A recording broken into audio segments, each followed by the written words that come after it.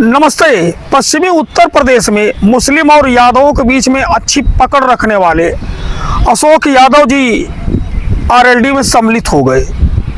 वही नहीं, इनके साथ ही जेडीयू के प्रधान महासचिव श्री केसी त्यागी जी भी अपने पुत्र को लेकर के आरएलडी में सम्मिलित हो गए। यह ज्वाइनिंग नई दिल्ली में हुई, जहां खुद आरएलडी के राष्ट्रीय अध्यक्ष जयंत चौधरी मौजूद रहे। केसी त्यागी जी ने कहा कि वह चुनाव तो लड़ना नहीं चाहते, लेकिन उनके अंदर जो है जनसेवा की भावना कूट कूट करके भरी हुई है, इसलिए जनसेवा वह करना चाहते हैं। केसी त्यागी जी एमपी रहे हैं लोकसभा के, राज्यसभा के, और यह भी बताया जा रहा है कि इन दोनों के आने से समाजवादी पार्टी की जो है वहाँ रणनीति फेल हो सकती है।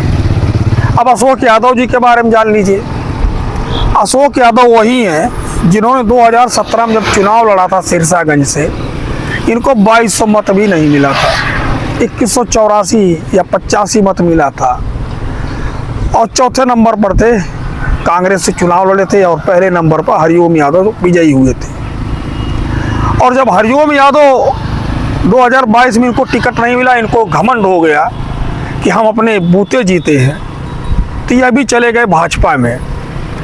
भाजपा में जाने के बाद वो अभी चुनाव हार गए, क्योंकि हरिओम यादव उससे पहले भी सपा से जीत चुके थे, और उनको यह भी घमंड था कि हम नेताजी मुलायम सिंह यादव जी के परिवार के हैं, इसीलिए हम जो है कोई पार्टी से निकाल नहीं सकता। तो उनको जो है हार का सामना करना पड़ा था। तो हमने बता दिया अशोक यादव की कितनी पकड़ है।